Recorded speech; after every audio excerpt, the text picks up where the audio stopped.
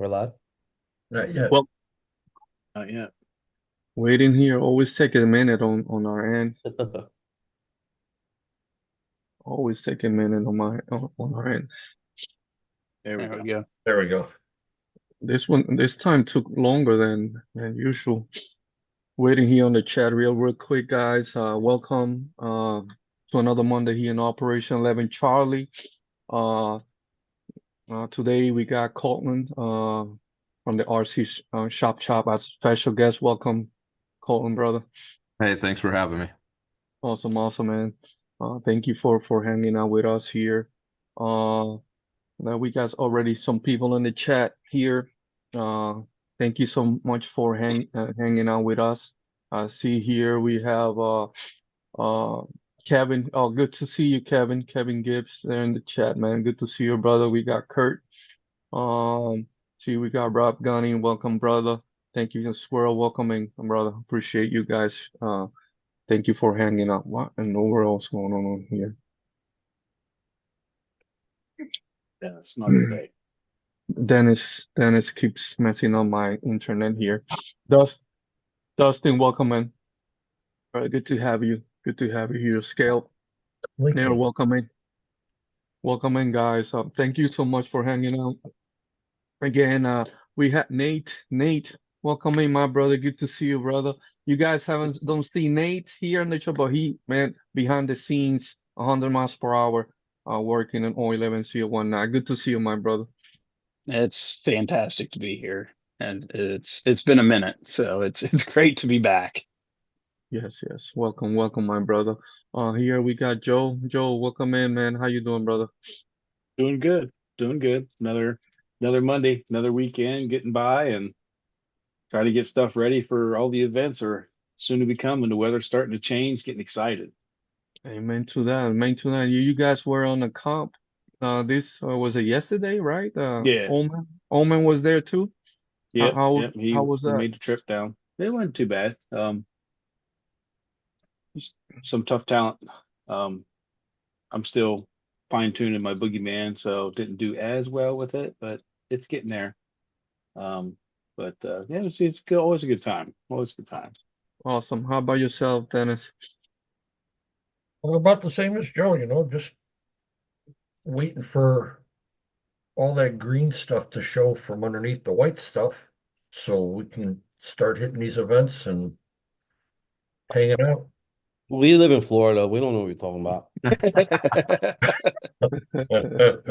They're It dreading snowed for 100-degree like days is literally coming their 30 way. seconds a couple of weeks back, and that's all we got. Thanks for reminding us. Yeah, you're welcome. It's Hey, actually really nice. It was like 75, 80 today.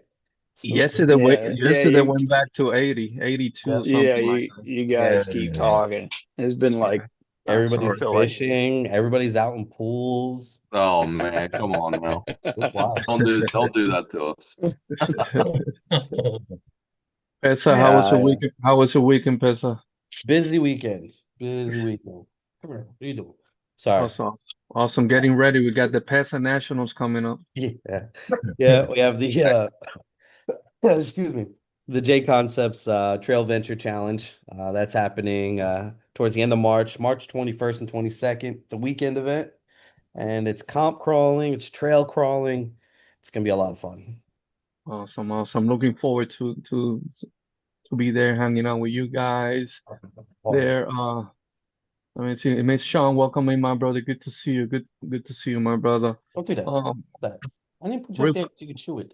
Real quick, guys. The guys here are gonna be taking over. I'm gonna be here in the background, behind the scenes, helping out with our guys, here, guys. So I may be back in and out, but I'll be here on the chat and helping the guys out. Here, real quick. We have some stuff coming up this week that I want to mention. We have our monthly outing with the VA hospital this Friday coming up here locally. Taking advantage of that nice weather that we were talking about a few minutes ago. Right, so they like to take advantage of that, and then when it gets too hot here, we'll go back to the classrooms and whatnot. So we got that coming up beside our regular monthly O11C outing here and all the other stuff that we do beside that. That's going to be the following week. Also, we have a raffle going on, guys, as of now. We got my goodness, help me out, guys. Axial base cam. Thank you. Thank you. An Axial Base Cam is linked to the top, guys. We are halfway our goal to raise funds for that one. So the link is on the top. Anybody want to be part of that one? I appreciate the ones that have helped so far. And What was this the stuff. what was the special code for that? Oh, I'm yes. looking it up right now.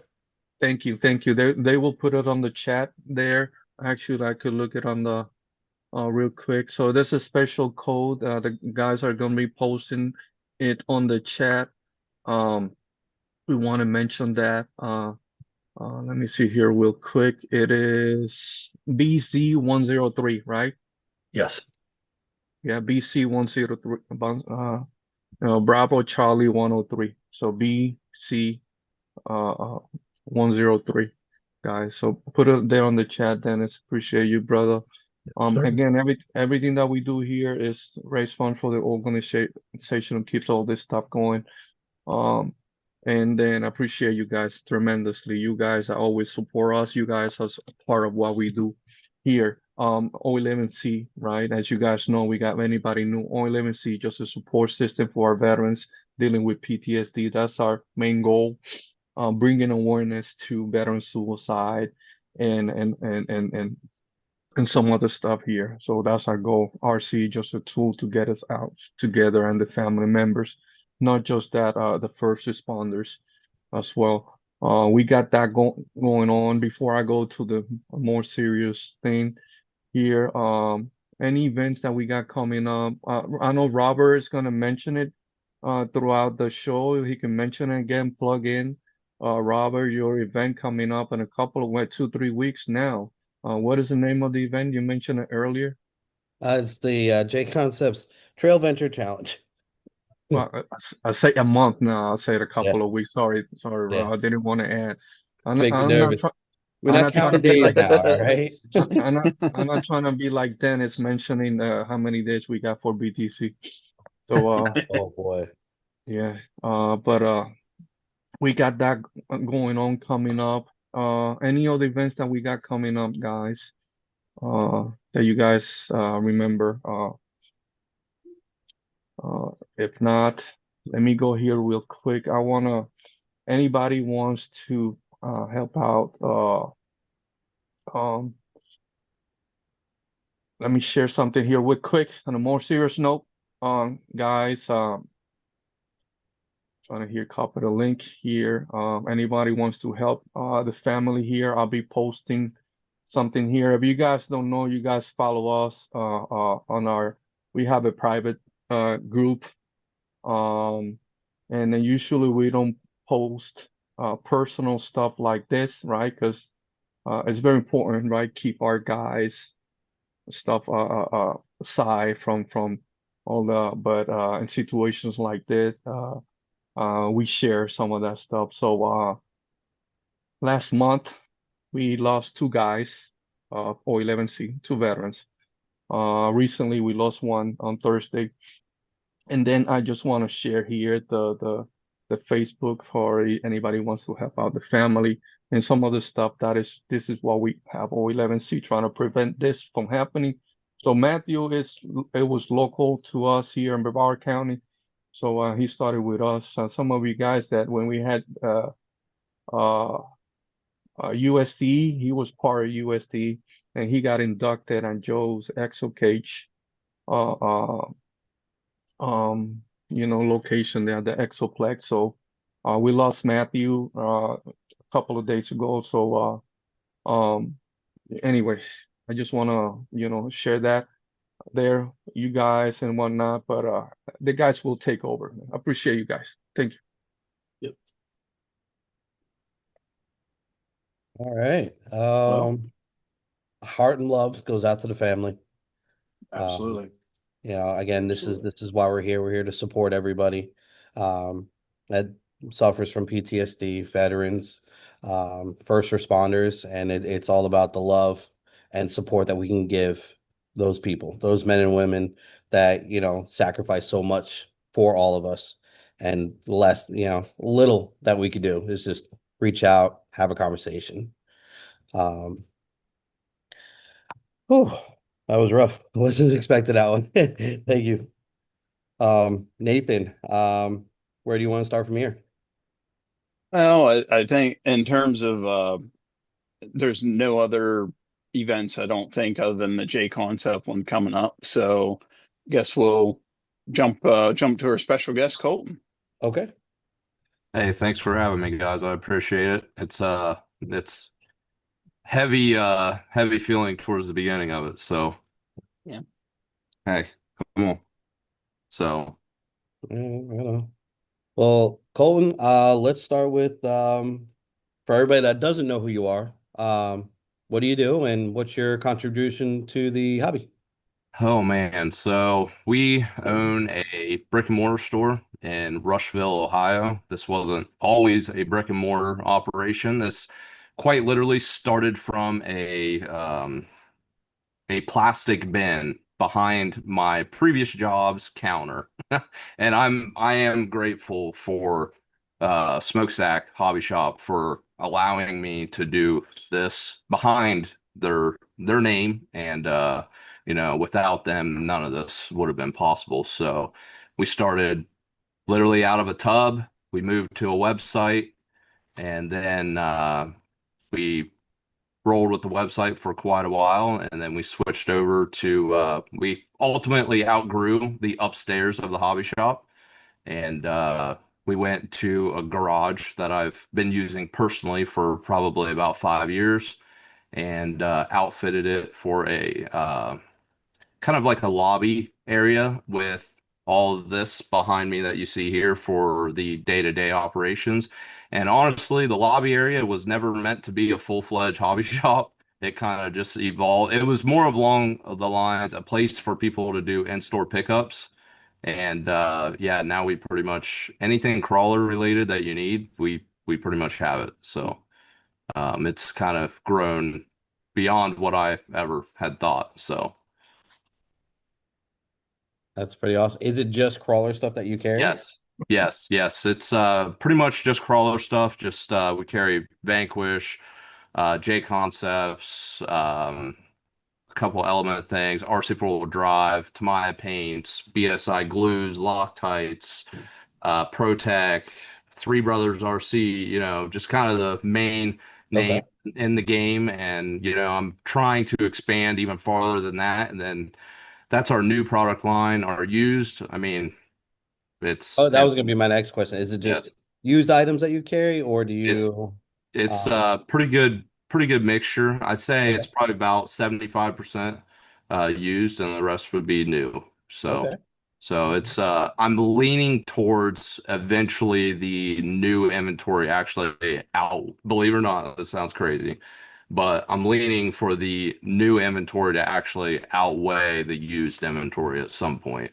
And then the used inventory, it'll always be there. It'll always be a part, but for I think this to grow even bigger, I think the new inventory will kind of replace the used in Okay. some way, shape, or form. It's a lot easier to, when you sell something, to just hit reorder, let's Yeah. get it back in stock. Yeah, Uh, I get that.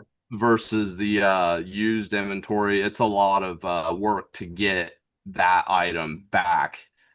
So yeah. Right. I gotcha.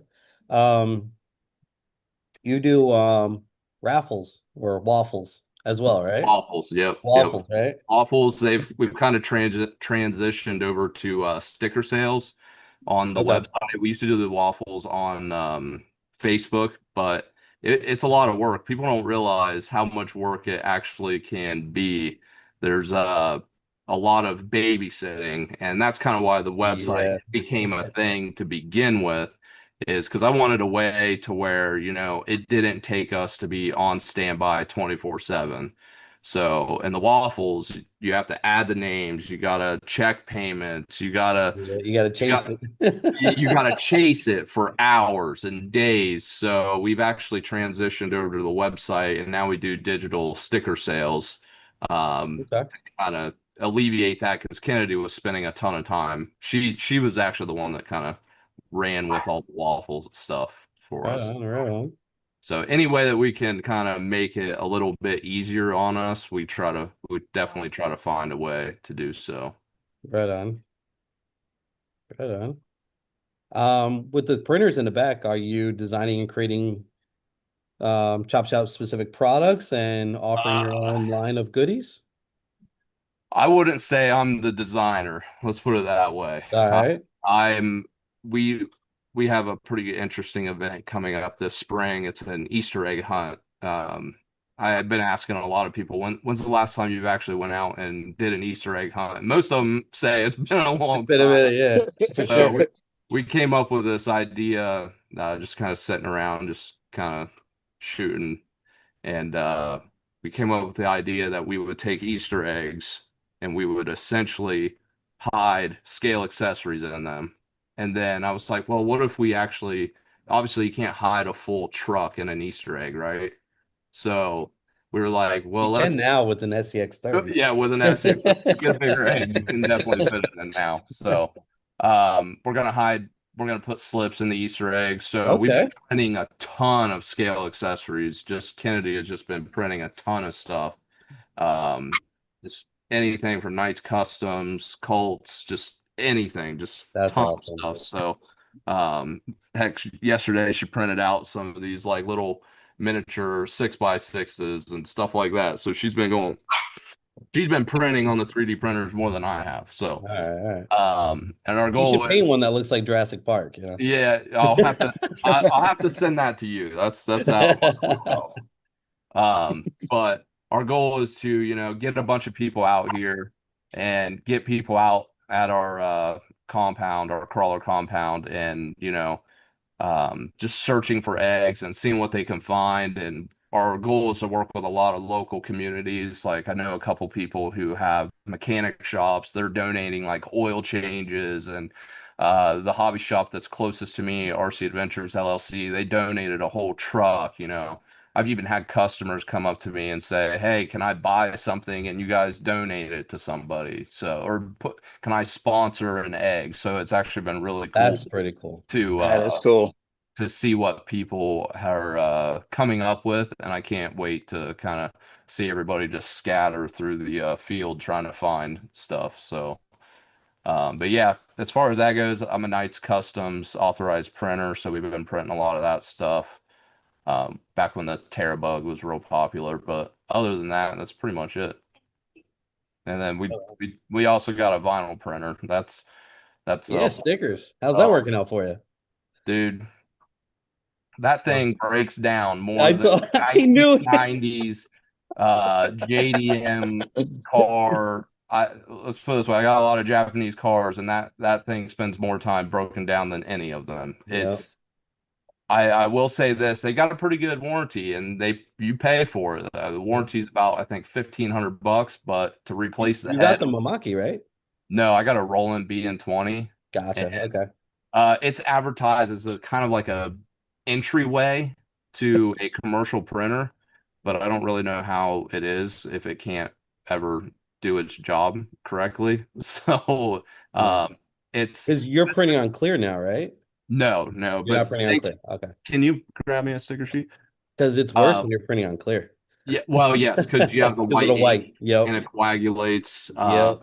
That printer, like I said, thankfully they've sent us a brand new printer before. So that's our second printer. They replaced it because it had so many issues. And but yeah, these are like the stickers that we do sell. So we go to B2B, so we go to other businesses and we design these sheets for them that way that they can hand them out to Right other on. customers because I dealt with a past sticker company and I was left with a very, very bad taste in my mouth. And I thought, we could do it better. So that's what I did. So and it helps us out a ton to be able to print these in-house.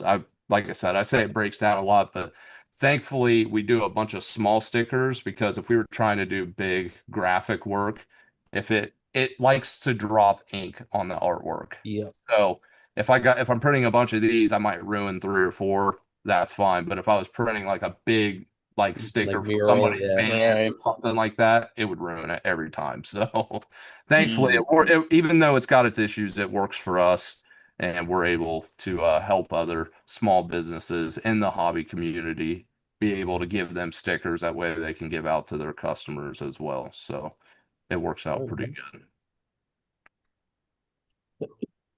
Cool. All right. Are you traveling to any events in 2026? Uh, yeah, I got a couple on the radar. I got the Great Lakes Gauntlet. I want to hit that again. I got Beat the Creek, obviously. I just realized that I seen where they're not accepting any new vendors. I thought that was kind of a shock to me. I was Yeah. Well, I think they want to give it back to, for the last several years, right, the consistent of those vendors. They want to give them a chance before they go ahead and enter anybody new. But right, I right, mean, for sure. you're a veteran. Yeah, I'm a So veteran, but I always like to see new people yeah. show up. You know what I mean? So Beat the Creek's obviously one of them. Great Lakes Gauntlet. Tell you what, I would love to if Proline by the Fire is happening again. Uh, Yeah. I would love to Dude, be. I'm not gonna lie, it was a shock. I look up and there you two are, and I'm like, what? I'm like, where am I? Yeah, That was dude, crazy. I had such a blast. I've never had so much more fun in my entire I life bet. running RC trucks. So I definitely I told the guys, I said if we could get our ducks in a row for Beat the Creek and if Proline by the Fire happens, I would like to actually vend for Proline by the Fire somehow, some way. I don't know Oh, how exactly it would work, but what, you want to go as the chop shop? yeah, yep. I would Oof, that's a lot of work, dude. yeah, yeah. It's I got an idea on how to do it. I was thinking maybe hire somebody to drive the trailer out Yeah, and then we would just fly in or something like that. That's kind of yeah. it's down the road. And again, I don't know if they're having it, if they're not having it. So I'm not sure exactly. I heard some rumors that it might not be happening. I'm not, I don't know. So Yeah, we all heard the same rumor, so like we have no clue. yeah. But hopefully they make an announcement somewhere, maybe May, April. Yeah, yeah. Yeah. Give me some time to Yeah, get yeah, Yeah. because it's a big trip for a lot of people. You got to yeah, plan Yeah. hotels, you got to plan flights. For anybody it's that's a on the East Coast. it's a You know, big trick to just to go personally. I mean, we had a lot of yeah, planning. We flew with, I think, five different trucks. oh, It yeah, was a big trip. So, um, but worth obviously I everything. got, All the headaches were worth it. yeah, for sure, for sure. Yeah, other than that, events wise, pretty much want to focus on events here at the shop as well. Okay, So we we got two rock crawling areas right now. We actually buried a Toyota 1987 Toyota pickup.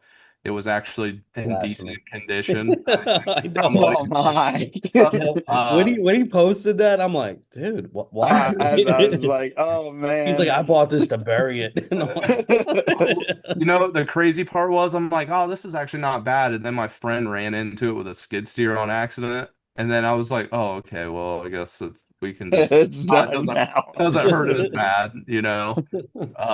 And then everybody also cries about the Jeep YJ. They see the little YJ sitting out there with we call it the tombstone. It's this giant slab of concrete. It actually came out of a bank in West Virginia, and we have it sitting on the front. And everybody's like, "Oh, well, the poor YJ," but it was gone. It was rusted out. There was Done. Yeah. nothing worth saving on it.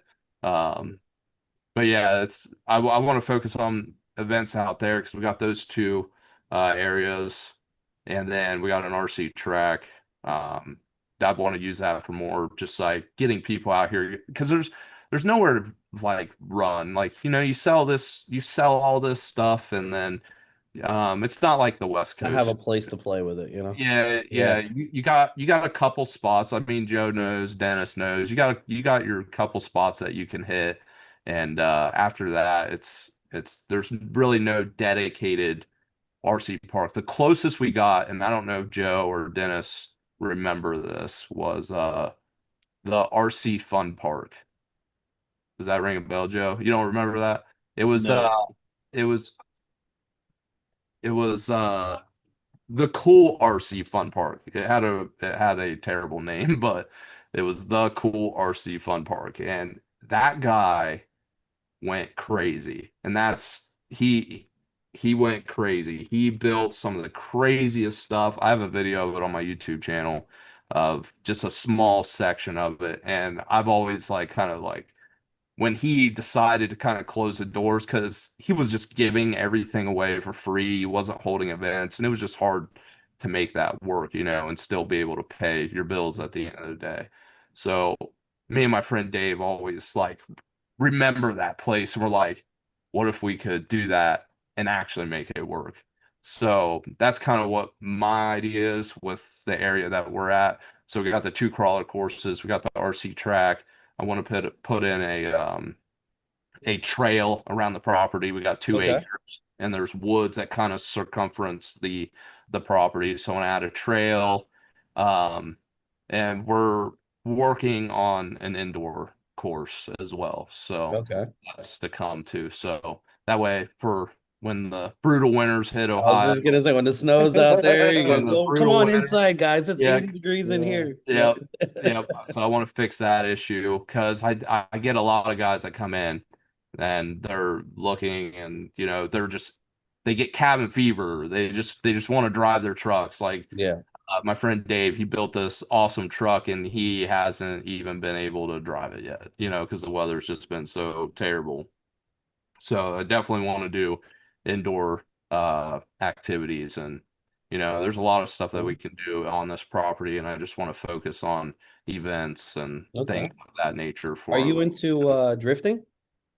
I do have a Yokomo YD2. I'm not Okay. very good at it, but it is a replica of my Skyline and I have a Laurel body and that's probably about the only reason why I have it. Oh yeah, everybody. Colton is a big JDM fan. Yep, yep. Less and less anymore. Just it's hard to. There's not that much going on with them. You can't really use them. And the older I get, I think I It's look. just the checkbox. It's the checkbox, and I also think like I look at things and be like, is there a use for it now? Like, does it solve? Like, can it do things? I don't know. Like, can it solve a problem in my Mhm. life? And you know some of them can, and when you have Yeah. three of them, they all kind Yeah. of do the same thing. I So, mean, the Skyline that you got, I mean, it's a four-door. So I mean, at least you could take the family out, yeah, yeah. and do it Kennedy, quickly. Kennedy loves the Skyline, and Zeus hops right in the back of it, and he hangs out in it. He likes it. It's not. Yeah. Yep. So we do like the Skyline, but the Laurel, it's kind of too radical for any of that. The MR2 is obviously a two-seater, and either the car shrunk or I got bigger. I can't really. We just Uh, got older. That's all that is. yeah, Neither one yeah, happened. We just got yeah, older. for sure, for sure. So, but yeah, as far as RC drifting, I'd love to have at some point a big enough warehouse to do it and break out into that and add that to our line of products. It definitely in the future. Because drifting is coming along quickly It and it Yeah, is taking getting another like massive. Yeah. division of scale like yeah, in the RC industry. So it's like what we do on these crawlers, these guys are doing in their drift cars. And yep, it's yeah, for amazing some of the sure. stuff that I've seen. I mean, an exhaust that's, it's blowing flames, Yep. you have purging, coming from, the nitrous. I mean, like stuff like that is killer. Yeah, we do Yeah. we do have a really big RC kind of event place called Ian Hobbies up in Columbus, and Okay. they do RC drifting up there, but they don't really carry a whole lot of parts. Okay. So Well, I mean, a lot of that stuff you got to overnight from Japan. I mean, it's just how yeah, it yeah, yeah, that overdose RC stuff's a bit Yeah. Yeah. rich for me. So Right on. Um, hmm. Trying to think if I had another question for you. Does anybody else have any questions? I got one. Let's get What's up? Colton, what got you into the hobby? Like I your was original. I was hoping you would ask this. This is a good story. This is a good story. I was fresh out of high school, or what got me in the hobby, or what got me into parting out RC cars for profit. Let's start with a hobby, and then we'll Hobby. go on to Okay. Let's start back in the very beginning of everything. Your first So RC, what it's got you kind going? I've heard this story a lot working at a hobby shop. Um, and it happened to me. My dad bought me a Nitro T-Max when I was like 10 years old. The worst starter car for a 10-year-old. Like it's like you do not buy coming like working in a hobby industry, and I was selling RC cars to people. I would not sell that car to somebody who was 10 years old. That's just not the ideal thing. So, of course, it never ran right, and it always broke, and we could never keep it running. And then he bought me a Nitro Jado, which is also not a great starter car at all. Because my dad's a gearhead, he likes engines, and he thought Right. that was the ticket. And I mean, this was 20 years ago, so there the electric stuff isn't obviously to what it is today. So he thought the Nitro would be the best bet, and we toyed around with it, and that you weren't like really into it. You're just like starting and you're interested, and you were kind of let down too as well because it never ran right. And so that was like my first two cars. And then my dad bought a toolbox and won a Miss Elam Pro Boat. And I remember we tried to take it, and we tried to drive it in a river, and the river took it away. And we never seen it again. So I was pretty bummed out by that. And then I seen, I think it was the AX10 Scorpion was released. I don't know if you remember like the it wasn't like the comp crawler, it had like the truck body. And we went into the hobby shop, and I seen it set up on rocks, and I was like, oh, that's kind of cool. And my dad, and I was probably like 13 at the time. My dad picked it out for me, and we took it home, and we did the stereotypical like throw BBs in the tires to make it way down, and Right. we drove it in the woods for a little bit. And I was like, oh, I I would cut little trails through the woods, and I was just doing what a 13-year-old would do, just having fun. And I came across DJ Medic. Shoot, what's his YouTube channel? Man, you know who I'm talking about? He did all like Uh, the Sparks or Sparks. something? Yeah, Yeah, RC RC Sparks. Sparks. Okay. I Yeah. yeah, came RC across Spark. I know that guy. his channel, and he was like showcasing like some old RC four-wheel drive like conversion kits, and you could buy this conversion kit that would convert your SC or your AX10 to a trail truck. And I asked for it for my birthday.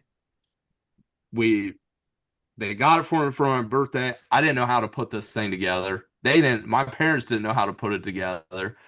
And basically, I tore my whole truck apart and halfway put it together, and then never touched it again for like Two. 5 or 6 years, And I don't even know what happened to it. And then the Honcho came out, and then it just honestly has snowballed from the old OG SCX10 Honcho. I sold all my Nitro cars. I sold a bunch of stuff, and think I was like 16 years old at the time. I sold a bunch of anything RC related I had. I sold it all on Craigslist. This is before Marketplace. Okay. And so here I am dragging my mom to Tell me this. how old you are Yeah, without telling me how old you are. yeah. I ended up dragging my mom to this sketchy Craigslist deal multiple times to sell these RC cars for like $50, you know what I mean? To Yeah. say, and I remember saving up, and I finally had enough money to go buy. I ordered this OG SX10 Honcho online, and then it just snowballed from there. It's been an addiction ever since. Because obviously, by the time the SCX-10 came out, there was so much stuff already then. Um, just within 5 years, the availability of scale trucks was already taking over. You know what I mean? So, and one thing just led to another. So, It's awesome. yeah, That is a pretty that's a pretty fascinating story with all the beginning choices of what you had to start out with. start I'm out with surprised you stayed in the hobby. exactly. I remember also my dad will never forgive me for this. He got me that Jado, and I hit a tree with it and broke the A arm, and I was mad. And my mom picked me up, and I told my mom, I said, "This is so stupid now that I think about it." I go, "Dad broke my RC car, and he won't fix it." And my parents are split up, right? So here my mom goes over yelling at my dad about you broke his RC car and you won't fix it and all this stuff. My dad's like, I didn't even, he's the one that broke it. Just stupid stuff. And because like I barely even got to run it and I just barely tapped the side of this tree and it broke and I thought it shouldn't have broke or something. I don't know. And it is a miracle that I did honestly stay interested in it because I had nothing but bad luck starting out. Yeah. See, these are the Uh, things that dads go through for their kids. Okay, so just yeah. remember this. Yeah. All right. Yeah. He's the one that kept, messing with the stuff with me. He would put the BBs in the tires for me uh that SCX-10 Scorpion, I never had a single problem with it. It just ran somehow. Aside from it just flipping over every 2 seconds, but Yeah. never had a problem with it. And then, like I said, that RC four-wheel drive trail truck conversion came out, and I had seen the videos with like an old Stomper Lexan body on it, and I was just and I seen DJ Medic, Sparks RC going out there and doing tough truck competitions and stuff like that. And I was like, oh, that's so cool. But where do you do that at? Yeah. At that age, nobody was doing that, any of that Yeah. stuff. So, I am jealous of the kids that I see today when they get in it. I'm like, oh, you're so Yeah. lucky. You're So so lucky. lucky. They're so, Bypassed all the Back terrible then, we had to make experiences. our own crawlers, right? Yeah. We had to use Tamiya kits, to me, a CP01s, TLTs. bruisers. We had to create our own crawlers, okay? Yeah. Everybody watching this or future watches this, you're all spoiled compared to where we had to Spoiled. start. I remember I did have a Tamiya, and in order to get the differentials to lock, you had to put an extra diff gear inside the differential to actually to get it to lock up. Log up. Otherwise it was just open differential. So just Yeah. all these hardships you had to go through just to get something to halfly crawl over pebbles. Well, even to go back, I mean, RC in general doesn't matter what type. I mean, we're talking mechanical speed controls. We're talking See, batteries that lasted 5 minutes I if was you're not lucky. I there for mean, that era. oh Thankfully. my, it was special. Thankfully. Thankfully, I did not have to deal with mechanical speed controller. So I guess I am Yeah. in that Yes. sense. And then crystals and then frequencies. Crystals, Yeah. yeah. Someone Yeah. else driving your car while you're on the No, track. no. Yeah. You had mechanical speed controls and stick radios. Yes, And the yes. radios weren't Dennis, even you had to deal plastic, with a metal box. a rope. Okay, you were like rope That and rope. spinning caps. Okay, I mean, like Yeah. you had pull starters. I mean, come on, it's like Oh, Yeah. No, we even down to the brittle plastics, and I mean, just you take those vehicles, and it is so nice where we are now Oh with the man, hobby in general. I'm you telling ain't you, it's kidding. And brittle on it, plastics hasn't changed. yeah, It's just the new formula. It's still brittle. yeah, honestly, and I remember thinking when I was working at the hobby shop, I'm like, man, so like I went through that era of like when the OG SCX-10 came out. so like the era from like the OG SAX-10 to like let's say the Vanquish Origin when that was released, you're like, wow, how what is this gonna be like in another 5 years? You know what I mean? Like what's the Yeah. hobby gonna be like like it did 180 degrees from the OG SCX-10 to the Origin. You know what I mean? And Yeah. then now it's like uh, I can't even keep up anymore. There's Oh so yeah. many. Like during that same time, you had the AX10, like Yeah. axials, and now look at all Yeah. the different sporties that are available, like all the different chassis, Then all the the Yeah. mini axles. I crawlers mean, and like it's Yeah. yeah, it yeah, it's insane. So mhm, now I'm like sitting here probably another 5 to 7 years later after that, I'm like, man, where's it gonna be in another five mhm, years? You know what I mean? Like yeah. it's You're gonna be able to control a crawler with your mind, you know? the app Yeah. It's, that has shocked me the most. I don't know why. The Scale app. I love that Yep, app. That is, yes. yep, and I was Yep. talking to Jason, and he said he's gonna try to get it to where it's the somehow something in the RC car is tracking yep, the mileage and all that. So I'm like, mhm, sign me up. Yeah. yep, I love stupid stuff like that. Stumpy back here, I built it for Proline by the Fire. I didn't run it at all. And I've been using the Scale app the entire time that I've owned it. And I'm like, it's cool to see like, oh, this truck has 11.3 miles on it, you know? Yeah. To think that was a thing in 2013 I'm like, that didn't yeah, cross my mind. So, uh, Yeah. yeah, definitely The excited. technology, both between like radios, electronics in general, plus the apps, you got Skelter, you got Bash Maps, mhm. both Iron offering so Quad. much different stuff. Iron Quad is the next future of RC. It's FPV RC Yeah. car or Yeah. FPV RC in general. In general. Yep. So I mean, it's Uh, on planes already.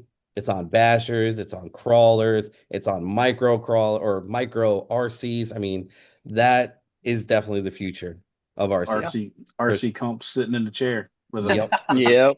Well, and I mean, back to what Operation 11 Charlie is. I mean, we look at different, thankfully, technology has given us things that allow people to do things that they may not be able to do. Otherwise, the first person view things, doing driving from a different location, having somebody spot for you. Back in the day, that wasn't really possible. It gives them a camera, it gives them a way to see things, do things. The controllers out there now that they have that are compatible with one hand operation, all kinds of different things. It is phenomenal in that regard. That is for certain. Yeah, I'm definitely happy to just see it just continue just to go way farther than Yeah, I ever thought it was possible. So, um, yeah, definitely seeing it, transform before my eyes. So, and honestly, Yep. I never really thought, this industry was something I would be set up to even do the rest of my life. You know what I mean? Like it's not, yeah, when I was 13-year-old me playing in the woods with my RC truck by myself and cutting a trail, I didn't think that, this would be my life for the next 12 years, 15 years. So, to see it I second evolve, that. Like I had no idea where I was gonna be. Like I've yeah. always been in RC. It's 30 years, and here I am making a living off Yep. of RC. It's just it's It is crazy. crazy that it pays the bills Yeah. somewhat. And I guess going back to how this all even started, speaking of bills, I was uh I was 18. I just got a job or I just graduated from high school. I was 17. And this hobby shop had always been around. They had been around for 30 years at this time. And it just got new owners. And I was like, oh, I'll stop in there. I am kind of looking for a job. I believe it or not, I always wanted to work at GameStop. yes, No shot at anybody who wants to work at GameStop, but that was I put it on my resume. That was my ideal job. Work at GameStop. Yeah. So Luckily, he doesn't have the same pricing, Yeah, system yeah, as GameStop with the RC products. yeah. So I always wanted to work at GameStop. So I noticed this, and I needed a job. I was out of high school, and that was one of the rules. If I wanted to live at home, I need to have a job. So I went around. I was like, oh, the hobby shop. Let me try going in there. Well, they said they weren't hiring. I had asked little Noah at the time. He was tiny. I asked Noah. I said, "Hey, are you guys hiring?" And he goes, "Oh, let me ask the owner. It's new owners." And I was like, "Oh, okay." And he went up and asked them, and they said no. So I'm like, "Oh, okay. Well, that's that. That's a wrap on that." So for some reason, I went back in another day, and I just hung out. I just hung out. I just sat around and just was talking. And one thing led to another.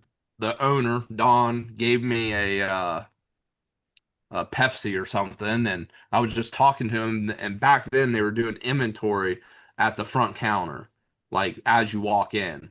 So, and basically, he just saw me sitting there doing nothing, and he goes, "Well, instead of me doing it, I can just have him do it."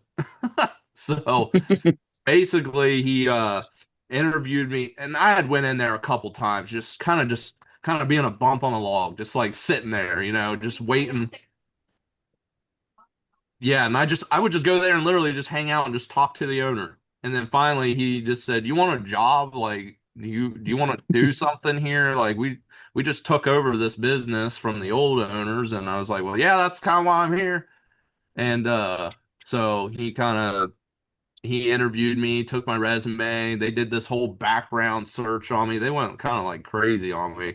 They found out like where I had I used to race ATVs, like where I'd like sent sponsorship emails to different companies to get like discounts on parts for our ATVs and stuff like that. So they like found all that stuff. They like dug up my whole life for a hobby shop job. And seemed like I was okay, and they hired me, and I worked there for probably this is before the RC Chop Shop was ever a thing. I worked there for probably five or 6 years, and then we had moved to a different building. And along this time, I'm still living at home, so I'm spending a lot of money on real car parts living at home. And my mom said, if you have that much money to spend on your stupid car, you have enough money to live on your own. And I was like, oh shoot, this isn't good. You know what I mean? Like, oh man, I'm getting the boot. So basically I got the boot. Like I need to go find my own place if I'm blowing all this money on real car stuff. And I had this one truck, and I had just spent like $900 on it, right? And back then there was this event called Ohio. It was King of Gurus. So it was a Hmm. local kind of Yeah. thing, and back in the time it was a very very big group. And I had taken it there, and I was running the event. Like I wasn't running the event, but I was there like partaking in the event. Yeah. And I had set the truck up for sale for $450. And I never even ran it, right? And I just spent $900 on it. I'd never ran it. I'm like, surely somebody will give me $450 for it, right? And nobody looked at it the entire weekend. And on the last day, I lowered it down to $300 because I'm like desperate. Like I need to sell this thing because like I'm gonna have to move out and all this other stuff and or whatever. I don't know what's going on, but I just need money. And nobody even bought it. Nobody looked at it even at 300. So I took it home and I took it all apart, and I'm like, well, let me try to just sell some of this stuff on Facebook groups. And I listed everything individually all through like a bunch of different Facebook groups. And believe it or not, I sold everything before the next weekend. And I got $900 out of it. And I'm like, huh, there's something that's interesting. Like why was I able to well, it makes sense. It's a lot easier to get somebody to spend $50 than it is to get them to spend $300. So I'm like, okay, well, there's definitely something here. And so I just started, I decided, okay, well, I'll be the guy that buys it for $300 and then I'll just take it apart and sell piece by piece. And I did that for a while to kind of raise up some money. And, I finally realized that there's seriously something here because I'm like, okay, well, a hobby shop, if I'm going to work at the hobby shop, that's not going to pay, hobby shop pay is not going to pay bills to live on your own. That's just the nature of it. You know what I mean? So I'm like, well, I need to find, so if I still want to continue at the hobby shop, I need to find something else to help support the lifestyle that I would like to have. And it just kind of snowballed from there. I just started buying locally. Then I started buying all over Facebook. I started buying all over the country. Then I'll never forget it. My first big collection like that I bought was off Mike Kirby, and I remember that. and he kind of walked me. He walked me through it, and and yeah, everything's history after that. It was literally it took me, kind of to I was being kind of rushed out of the house and, I just realized I wanted to continue working at the hobby shop. I liked working at the hobby shop and I didn't want to give that up. Like I was at this crossroad, either give up the hobby shop and get a real man's job or figure out an alternative. So, and somehow by a miracle, it's just, I was sitting at that event and nobody bought that truck for $300 and I took it home and parted it out for 900 and had everything gone within a weekend. So, Hey, Robert, you have a question for you in the chat from Kevin Sizemore. Wanted to know what FPV that you was mentioning. That is Iron Quad. You can go onto the Instagram, but they also have a website and they sell a full FPV system to where it comes with the camera, the goggles, and everything. And what's really cool about that setup is that even if you turn your head, the camera on the RC turns too. So if you're driving and you look left, you can see what's going on over here. It's really cool. It's roughly around 600 or 700. I don't remember the price, but having a full kit like that with an HD, sorry, an HD camera like that, it's well worth it for sure. And the goggles on that, it actually has a screen in it. You're not Yep. using something else for the screen. So Yeah. that's, that price is definitely justified for what all you're getting. Yeah, and JD Pascal uses those on his bashers. He's been doing a lot of FPV with those. Iron Quad also has on their site that if you have a Vanquish optic, there's 3D files that are free to download that allows you to mount the camera system inside the optic, which is pretty sweet. And they have a bundle That- deal too that you could buy an optic and an Iron Quad setup for like $1,000, which is super cheap. Not bad. Yeah, I think you Not save bad like at all. $200 doing it that way. Yeah.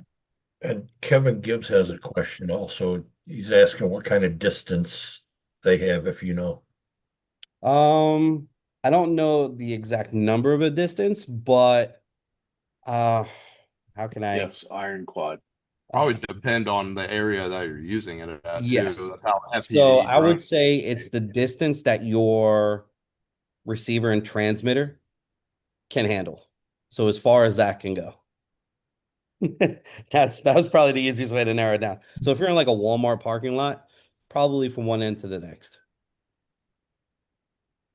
I think that's pretty fair.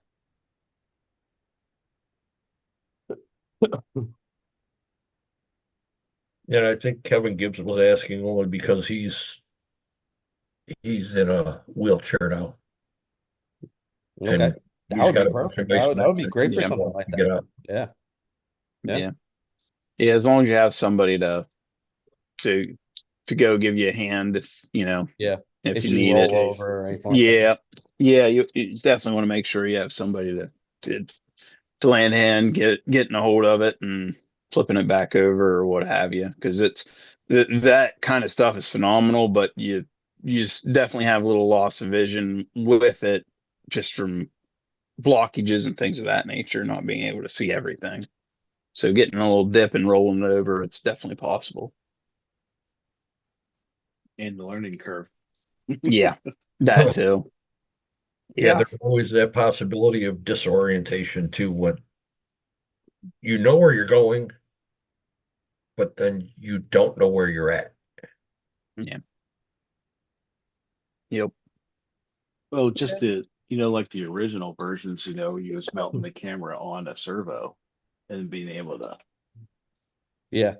just left to Yeah. right But now and you can just turn forward. your And head. now it's, Yeah. head turn, you can Head look up, down, down. left, right. Yeah. Yeah, Yeah. it's pretty intense now. They've had a lot of that stuff with the FPV drone market for Yep. quite a Yeah, while, head tracking yep. and all that stuff. So it is cool to see it actually Yeah. coming Crossing to, over. Yeah. Making its way. yeah, for sure. Yep. Yeah, Go ahead, Joe. a buddy of mine had one of those and he did the barn. So doing a video of like looking down from the all the Oh, way that's upper My, part of the barn, dude, that that was would be insane. wild. Yeah, That would be absolutely wild. that would be a trick. Oh my, especially if it fell. Now Just the can view, yeah, but the view, like you don't think about, being 40 foot up in the air and then like looking well, down, like, what's with up, those guys? goggles on, I could just see it falling, and man, I get about half dizzy while it was on its way down. Yeah. You get that Yeah, vertigo and you're like, oh. yeah. Your stomach would definitely drop out that for a minute. That's for sure. Oh, another question for you, Colton. Do this. What you Um, with all the vehicles you've had, is there any that you left go that you wish you didn't? Hmm. I think he did and got it back. Yeah, yeah. I did donate a custom built F100 that Robert painted up, and I always liked that truck. I was like, dang, I can't believe we're literally just giving this to somebody. This is crazy. And and I did get it back. I walked into a swap meet and I seen it sitting on the table for sale, and I beeline right to it. I didn't, nothing else mattered. I just walked straight to it and I said how much, and we made a deal. So I got that back. But as far as honestly, I all my trucks that I have had personally, I've had for a long time. So like I got this truck I call Hacksaw. I we moved into our new house and I didn't have any tools except for a big hacksaw. And I just started cutting on this truck. I cut everything with this giant hacksaw. So I called it Hacksaw. So I still have that truck. I have my original Gen 8 that I built. I built a Red Cat Gen 8 to compete with. This was when the VS410 like Pro and Ultra came out and Right, everybody kind of before the cheater rig kind of took over. Uh, right. a lot of people were building VS410s and sinking a ton of money in them. And I think so. Noah at the hobby shop, my buddy, he built a VS410 Pro and he sunk like $1,300 into it, right? And I was like, well, let me do the opposite. Let me buy the Gen 8 right when the Red Cat Gen 8 came out, had the hump in the skid plate and Yep, everything. yep. And I was like, let me buy that and put and do nothing to it except for like minimum stuff, like change the body, do a couple things here and there. And it was doing everything that Yeah, this truck that he spent like $1,500 on, doing everything. So I still have that. I got, yeah, I don't really sell any of my, I've never really sold a lot of my stuff. It's like I get attached to things. That's why I got so many cars. That's why I got so many RC cars. Like I get like sentimentally like I got my friend Dave, he will build something and he will sell it the next day. He does not care. yeah, You know what I mean? But me, if I like to yeah, build it and I spend all this time, like the thrill of building it, the thrill of hunting for all the parts, even if I don't run it that much, I just keep it. Like I got I don't know if you're familiar with Ultra 4 Racing, but I have a Beast chassis from RC Fabworks. You know, I bought it like 6 years ago, and I've torn it apart, and it's sitting in a box full of parts. You know, I can't bring. I'm not gonna do anything with it, but I still can't bring myself to sell it Let it because go. you Yeah. can't you can't buy some of that stuff anymore. You know, you can't buy. He's not Is making is chassis I was gonna anymore. say, is that the beast chassis that Gene redid? Yes. Yes. Okay. Sweet. Yeah, yeah, That's a good one. Gene straightened everything Yep. on it for me. And funny or not, I ended up buying another Beast chassis off of Austin with Crow Carbon Works. So now I have two of them, but I'm jelly. but I I'm muting you now. Let's get no, no, but seriously, it's like when am I going to see another one? So it's weird. I don't really like collect like old Vanquish stuff though, for some reason. I don't know. It just depends on what the truck is, and like I said, I don't really No, see but you have the best luck in the world to get X-rays and like with three twice. boxes. Oh yeah, Twice. yeah. It's like, yeah. Well, actually, no, we raffled that box off and the person won those. We didn't. And Kennedy always tells me, she's always like, don't, that last box will be the best one. And I'm like, no, it's fine. We'll just raffle it. We'll give it to somebody. And when we opened it, I go, oh my gosh. Oh my gosh. So, and he won that off 40 bucks, like $47, probably about an $1,800 box of Vanquish Oh stuff. yeah, Wow. for sure. So that Wow. I tell you what, I really enjoy doing those because when I call the people that win, they're they are just over the moon. But it's also a double-edged sword because I got guys that'll spend, they'll buy one ticket and they'll hit, but then I see guys and like I seen a guy buy like over half of the tickets. Yeah. Like part of me like doesn't want to do it because of that. You know what I mean? There's like I said, it's a double-edged sword. You got guys that will Mhm. literally at the end of the day, it is gambling. You know what I mean? And people can get caught up in it. And I Yeah. don't like that aspect, but I also love the aspect of being able to give somebody a chance Yeah. at doing it. So, when I always tell people, I'm like, don't spend all your money on this. You know what I mean? Like, Yeah. I want you to have the chance, but I don't want you to go overboard for sure. Yeah. So, when I do see the guys that spend a pretty penny, I do kind of like, it doesn't make me feel good, but like I said, the guys that do win and they're just so ecstatic, and to be able to give somebody a chance to win it is an awesome feeling. You know what I mean? So, Yeah. and we raffled off Vanquish Ripper as well, and that call to that guy when he won. Yeah, I guarantee that was a And we ecstatic reaction. Oh, he was over the moon. We had to keep it in secrecy because I guess there's been a history of people trying to interject the package, like when you send it, stuff Yeah. like that. So Yeah, 100%. It happens.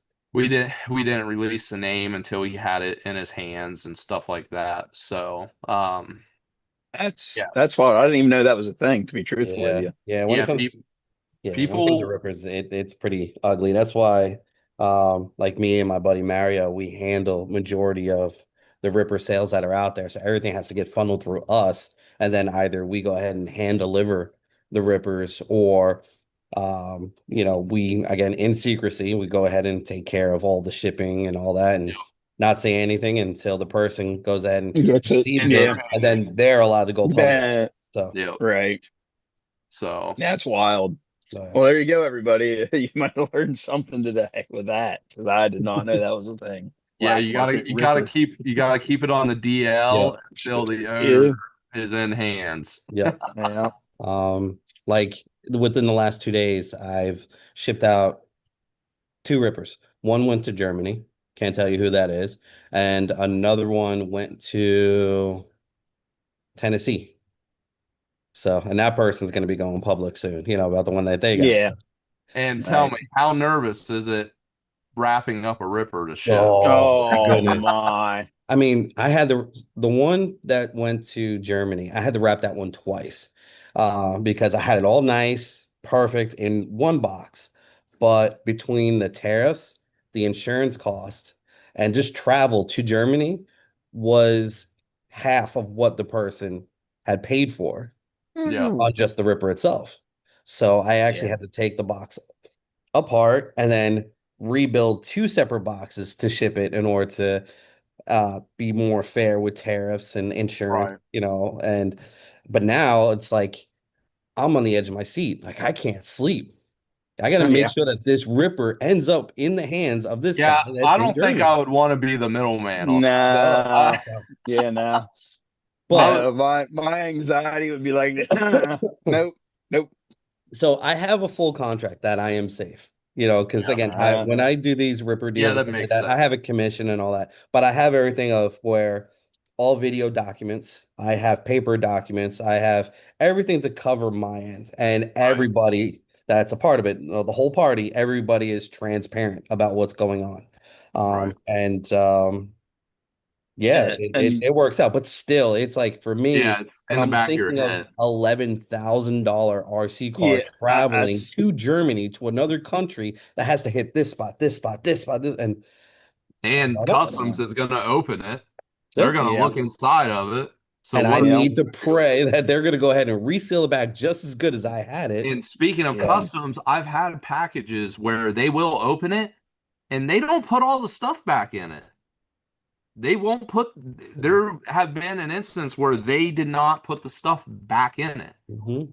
Not to scare you or anything. Oh, too late, This was New Zealand customs. So yeah, they did not put the stuff back in it, and I lost out, which So is when unfortunate. you're shipping abroad and you're shipping an RC like this, what really triggers customs is one, all the metal, and then because it's aluminum, they can actually see through the aluminum and then see all the wiring, between Yeah. the lights, yeah, the ESC. yeah, They immediately think we need to open this up. Like we just have yeah, just to yeah, make sure. And then they realize that on the ticket says RC. Okay, this needs to match up that it's an RC. And even then they can still question it, hold it at customs, but yeah, it's yeah. yeah, But it's but definitely a stressful time. as Robert said, everybody watching, if you don't know what a Ripper is, they're roughly $11,000 RC Yeah. vehicle, and they are quite valuable. And there's yeah, There's it's very few, well, I won't say very few. few, but there's a very limited number. There are different color combinations, and all of that takes into play on its value. I Yep. personally own one that is 100% complete raw machined. Um, Transmission raw, axles raw, and these are parts that were not available through Vanquish. This is more of something that was put together kind of as a gift for me from Vanquish. And something like that, to me, doesn't have a price tag, but I've Right. gotten offers for this vehicle up to $20,000 and I've turned it down. Like, because for what this is, you really couldn't pay me enough. Like, for me to ruin a good relationship with a company like Vanquish and stuff like that, no, Yeah. this is my pride and joy. It's going to sit Was over. there a no sell contract on that? Like There is. there is, yeah, that's what. Yeah. Well, it's more not an actual written contract, but it's more of Yeah, this is a handshake. Yeah. gift, like, Yeah. and it's Yeah. one of what that was. So it's non-existent, but it exists. So if anybody else has it and it's not in my possession, that's the really bad look It's on me. This is yeah. never gonna happen. So Yeah. Yeah. and Yep.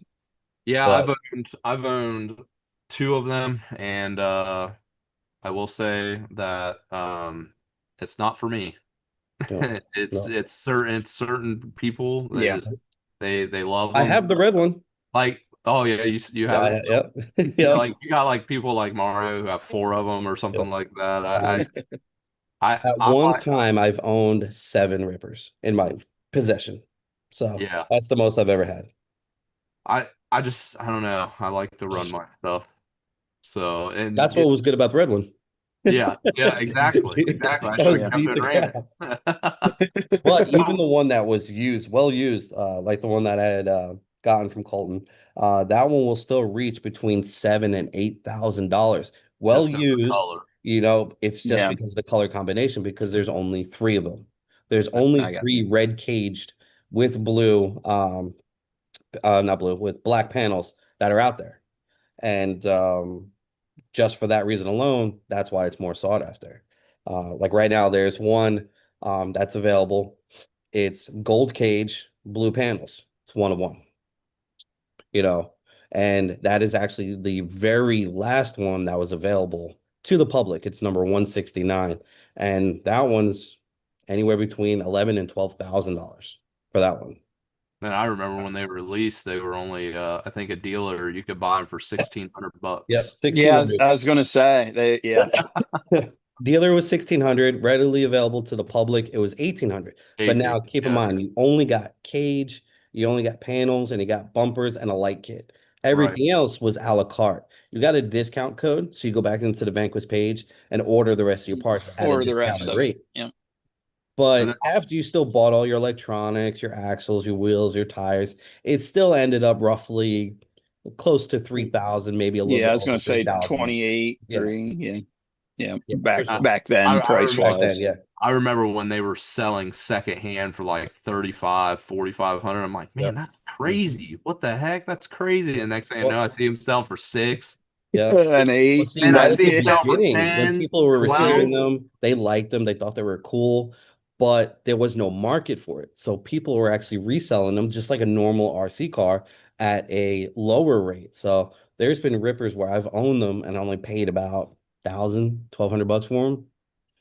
But again, that's shortly after the Ripper was released, and people were just like, "Oh, I Yeah. bought this at $1,800 and I built it." Right. And Right. Yeah. it didn't have the significance there because you were still able to go onto the Vanquish website and order one. Right. So it's like very fresh.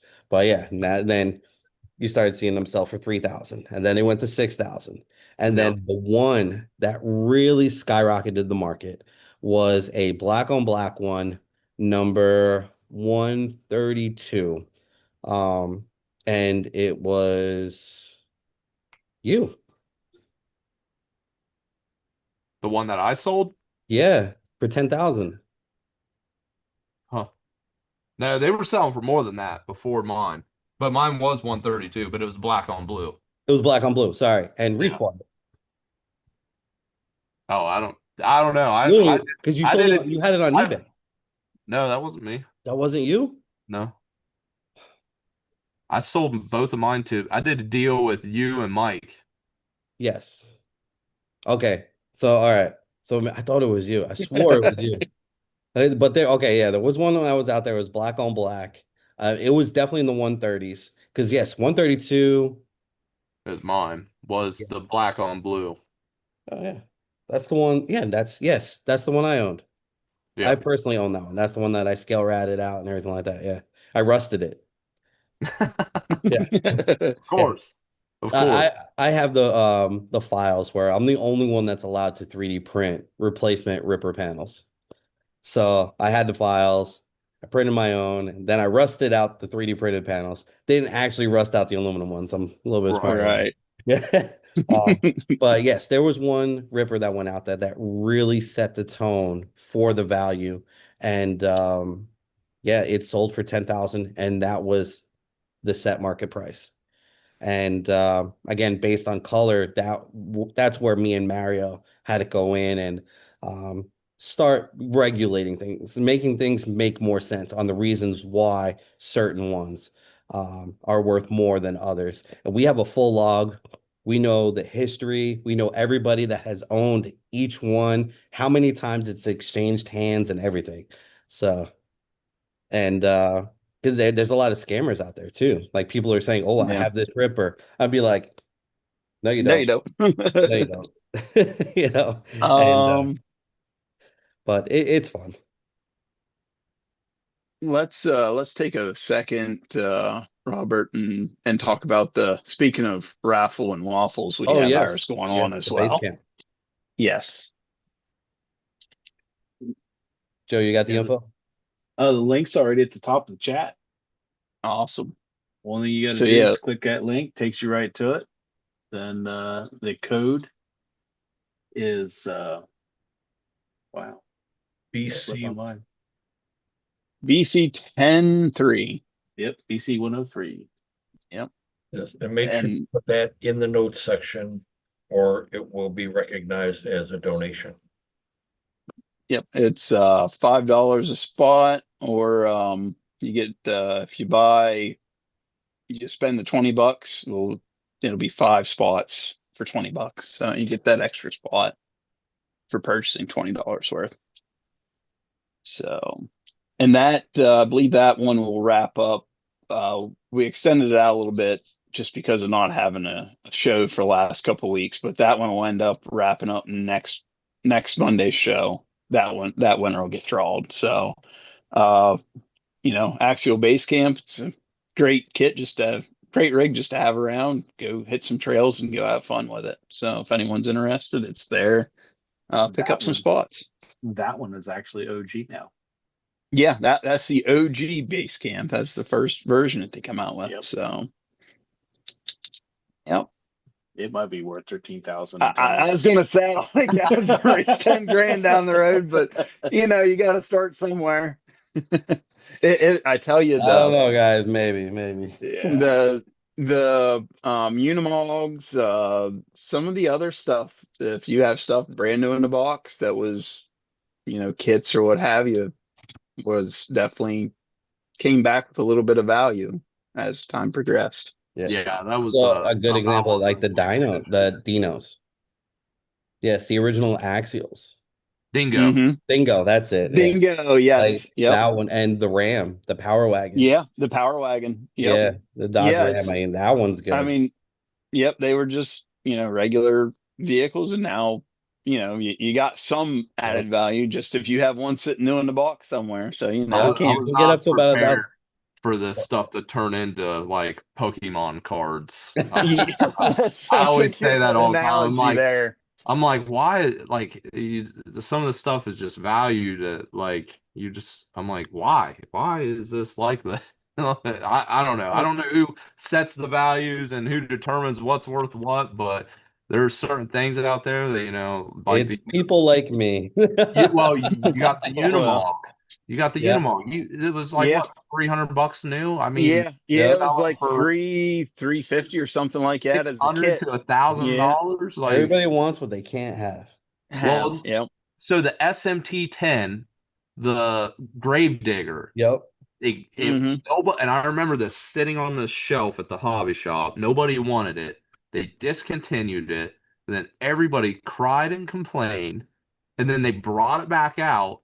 And then nobody wanted it again. So then they discontinued it again. And then now the bodies sell for, if you got a clean Gravedigger body, they sell for 100, $120 just for the body alone. So The Max too. the Yeah. Max. The orange one. What was it? The Mad. Oh yeah, the Mad Max. Mad Yeah. Max. Yes. Yeah. A lot of people want that one. Yeah. Only it's got the plastic detail on the bottom. Yeah. It's so weird. I got all of them, all new in boxes. I Yeah, got kids, everything. it's just strange how like I see a set of wheels come in and they're Method 310s. You know what I mean? Yep. Those will be worth value in about 2 years. Yeah. Well, and they're 2 years. already still going Yep. up. They're So still it's going like up, but in 2 years, they're probably going to max out. yeah. So it's It- interesting how certain things will kind of just fluctuate for sure. I mean, and this is a good question for you. Is it, as an owner, that what you do and what you deal in, is it hard to keep up with the market and what things are doing, or do you just kind of go day by day and roll with it? Honestly, I go day by day because one day I will be all hands on deck. I'll be helping I'll be helping John ship something, or I'll be helping Kennedy with stickers, or I'll be, a lot of people really kind of get irritated because I'm not the best at messaging back. I will be Oh 100%. no, you're terrible at that. I'm real. It's just a fault. I try. A lot of people don't understand. I get people message me on Instagram. I get people message me on TikTok. I get people message me on Facebook. I get people message me on my personal Facebook. So it's so hard to like keep everything in check on top of that, trying to stay up with the market. Was this valued at that, or is this valued at this, or somebody's got this for sale? So I honestly, man, I take it literally day by day. I when I wake up in the morning, I'm like, okay, I don't know what today is gonna bring, but we're gonna give it our best shot, and I'll try to like today before I got on this call with you guys, I was in there making working on my indoor rock pit, you know what I mean? Like, so it's just like one of those things, you just day by day, because you can't plan for it as a business owner and still being actively fully involved in the business. You could set a schedule, but good luck. You know what I mean? Yeah. So, And, especially with and indoor customers as well, because right. Kennedy's not an RC person, you know. She tolerates it for me. And John is relatively new. Me and Noah were You considered should the come over and say hi. she's she's yeah, she's back. Yeah. She's still working. Um so and John, I was considered the RC expert at Smokestack with Noah, and John's relatively new. John's job is shipping. He does shipping and inventory prep for the website. So when there's a customer that comes in, he can help a little bit, but at the end of the day, I got the knowledge. I need to be there for the customers, especially when we're just starting out. So a lot of my day today was spent helping customers, you know. So, and I wasn't really expecting that. I had in my mind today, I was going, you know what, get all my messages done, get caught up on website messages, just do my communications. And, I did maybe a quarter of that today. So, yeah, just really day by day at this point. Now, with the indoor side of things, with what you're planning, are you focusing more on like the mini scale size, or are you looking at tent scale, or what's your vision for that looking like? That's a good question. So I've been struggling with, do I want to do real rocks or do I want to do fake rocks? And I think I've leaned towards, I've been watching a lot of videos on how to, this is something I never thought I'd be doing, making fake rocks. Apparently, people make a living doing that. I had no idea that was Yeah. an actual job to make fake rocks.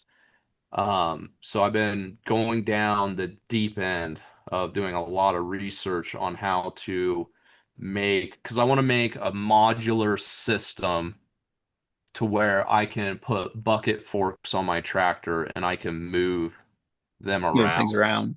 Because we used to have a rock pit at the old hobby shop, and Joe and Dennis have seen it. When you do these indoor courses, if people step on them and do things, you get a lot of Yeah. hole.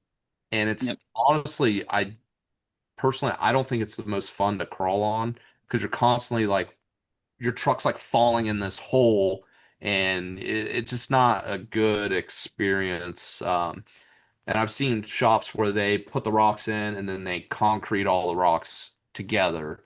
Well, then now you can't really change what you Yeah, have. you're set up. You got to like bust it all apart. So I'm trying to come up with a modular system. So basically, I'm going to palletize everything on pallets, and I'm going to build a rock structure with different methods on a pallet, and then you could you could run the 18 scale and the 10 scale on it at that point. Okay. And because you're not going to have all these giant holes where an 18 scale you would lose it. You know what I mean? Right.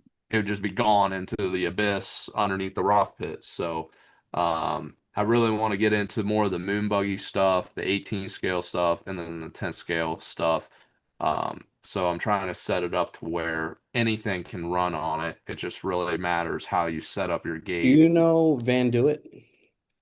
No. Well, he would be a great resource to help you out with that, because That's and what he does for a living. He does 10 scale and micro courses, and everything is modular. Like you can move it around, big scale, small scale. I mean, he does 10 scales where they fold up on a trailer and you could drive Yeah. around and like it just unfolds. Pops out and then, Amazing yeah. work. and He that's also something similar because I'm about 20 minutes down the road, maybe 10 minutes. There's this company called Far From Stock, and they're doing a big off-road expo this year. And they invited us out to set up and do something. And I'm Yeah. like, well, if I'm going to do a rock pit, let me do it once. And then at least if it's modular, I can set it up on a trailer and bring it in and pull it off the trailer and set it up in different places. And it's not just set, no pun intended, set in stone. You know what I mean? It's we Yeah. can move it, we can change it, and especially if it's on pallets, I could pull a pallet out and put a different pallet in. You know what I mean? And Yeah. that's kind of the route. It's going to take longer to do, but I think the in the end it'll pay off a little bit better. I think it'll be a better experience instead of just trying to crawl. I kind of call it like rubble. You know what I mean? It's not Yeah.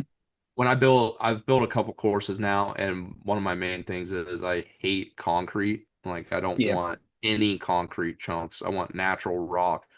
But this is going to be a little bit different. It's going to be concrete, but it's not going to be sharp angular chunks. You know what I mean? It's going to be rolling, and there's Yeah. different methods to stamp the concrete to give it like a chiseled look, or there's other methods to brush and splatter texture. And so I'm doing a lot of learning on how to create these different rock segments to give just like this end result that looks similar to like like Moab, Utah, like how they got their rocks aren't just giant chunks. It's kind of like the ground is one big rock, you know what I mean? And it just Yeah. kind of rolls and sweeps and does all this stuff. So it's kind of what I'm trying to mimic possibly. So we'll see how good my artistic skills are after I've done my learning. So He could advertise as the West Coast on the East Coast. exactly. There you go. Exactly. So, and that I think it's going to be a pretty good time. And another thing is dust. I've seen hobby shops that, you got dirt. You try to fill in the gaps and the holes with dirt, which is great. It makes the course better. But then you got the dust and the dirt, and it's just everywhere. You know what I mean? So I'm trying to, if I think this will be more cleaner. Um, and ultimately a lot easier to change up and move around if need be. Because I don't know if you guys have ever moved um, a 30 by 20-foot pile of rocks by hand. It's not fun. It is Yeah. terrible. It is terrible. I've done it at the hobby shop multiple times, and that's why I bought a tractor because I'm done doing that by hand anymore. Yep. Um, but yeah, I just think it'll be a lot better that way. So it's what I'm trying to teach myself on and go from there. Sounds like a good plan anyway. At least having, I mean, the minis uh are super, they're doing a good job of filling a gap, filling a void of things for people to do. And having both minis and 10 scales be able to do it, that's a good place to be. Do people that run minis prefer to run on a dedicated miniature course? Like I always feel like those tabletop courses are just like too small, if that makes sense. Like, you know what I mean? Like I feel like if you can set up a course to where It really depends on the scale of the vehicle and the scale of your course. Like if you're yep. doing it like an 8 foot by 8 foot, 24th scale would work great. 18 scale, it might get a little boring. 30th scale, 32nd scale, yes, it's perfectly fine. Because Uh, honestly, I have the Ascent 18, and okay. I love to play with it out on our rock crawling course Mhm. outside. And Yeah. we got huge rocks, you know what I mean? So like Yeah. I see all these people that set up these 18 scale courses and they're just like tabletop setups, but I'm like, because I've had a bunch of people like, oh, are you going to put in an 18 scale course? Well, I'm like, well, I'm going to put in a 10 scale course, but wouldn't that be more fun to drive your 18 An scale? 18 scale is almost as capable as most 10 scales, Yeah. So I have to agree with you there. Like I would just, yeah, whatever you're going to use for 10 scale, just make it 18 scale friendly. Right. And But that's kind of having where like a And small that's yeah, where I'm secluded going area. with trying to keep Yeah. all the yeah. holes to a minimum, Yeah. trying to keep everything Well, kind of flowy and, Yeah. natural looking. And so, Yeah. because if I my just You're did going to find that the boulders, 18 scale is going to have its challenges, but that's the point. yeah. And right, most 18 My scales are built like our, high performance class 2, class 3 rigs right. anyway. right, So, M- My limited, very limited, and I mean very limited experience with the mini stuff. My favorite place I went to that they used the 10 scale course for the minis. It, what they did was the sections that were essentially terrible for the minis.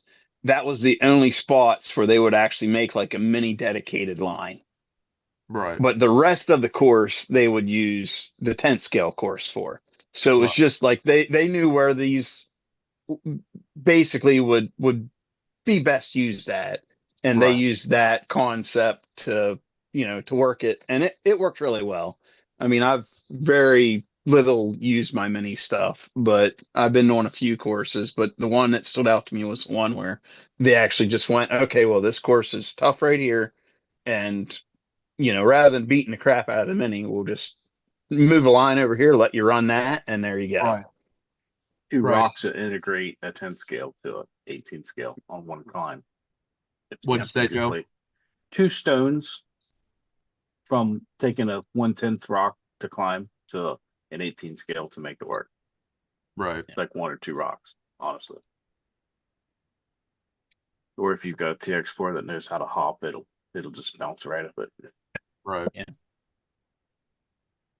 Yeah, and I'm just kind of taking it from, when I was at Smokestack, um, our rock pit, it was kind of a pain in the butt to drive the mini in because it was just a bunch of boulders thrown into a pit, you know what I mean?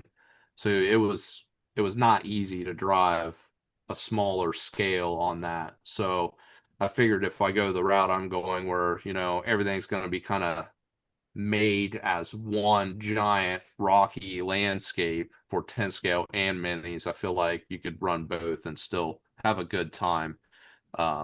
The only thing that I'm gonna have to figure out is like a gate system, uh, since you won't be able to, I guess, I guess gates would fit, but if you have any on side hills or anything like that, you don't have any dirt to kind of stick anything in the ground to hold anything. So you just have to.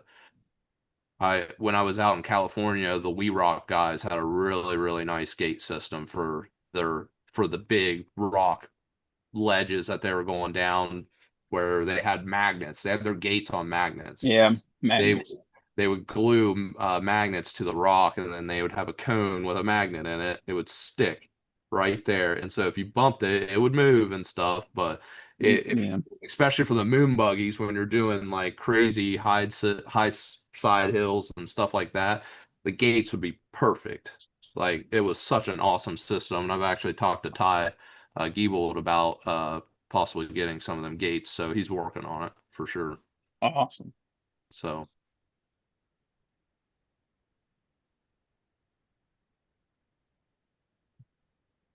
How I can't remember, you may have said, how long have you actually been the brick and mortar store that you are right now? We have been here, I think so brick and mortar has been opened for a year, I think a year and a half, Kennedy says. So, and then Okay. the area that we're in now has been here for 2 years. So Okay.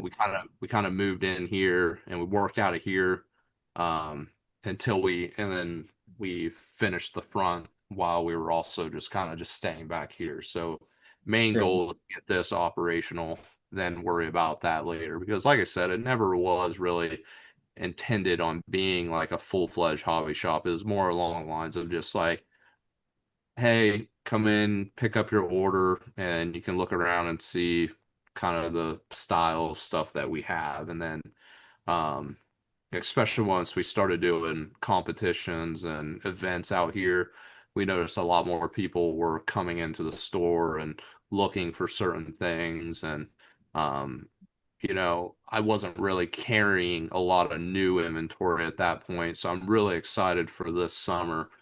We've expanded our new inventory probably 3x from what it was last summer.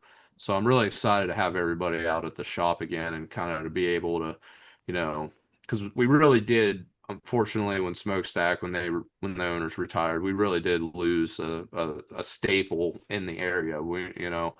Unfortunately, I don't carry any Basher stuff yet at this point. There's a couple of dealer accounts I need to look into and kind of acquire. But there is some struggles that I'm hitting because we're not in I guess a retail district. So a lot of them, they don't like the fact that we part out used RC cars. They don't like our name. They don't like we're in a retail district. So when you go to some of these bigger distributors, they're judging you. They're looking at your website. They see that we clean all of our products so well that sometimes they do look brand new. You know what I mean?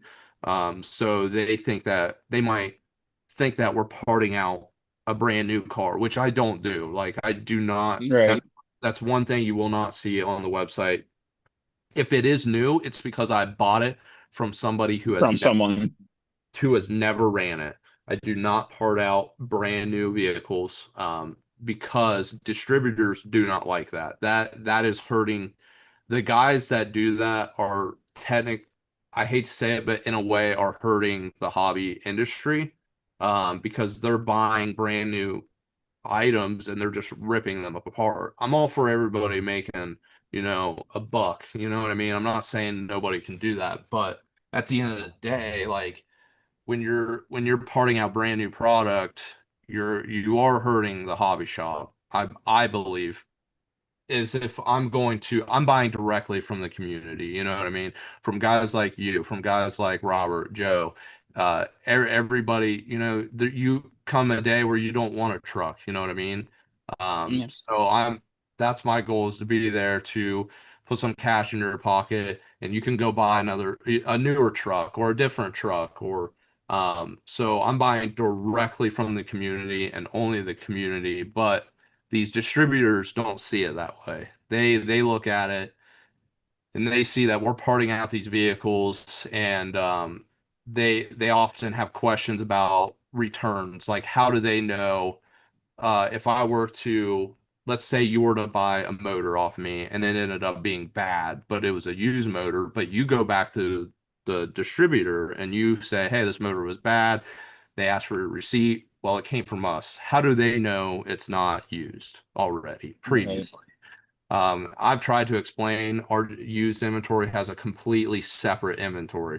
So I keep sheets, documents. I can find uh this part on a sheet, you know what I mean? And I can know who I bought it from. I can know how much I paid for it. I know what all other parts came with it, you know what I mean? Yeah. Everything everything that's used has our own part numbers, our own barcodes.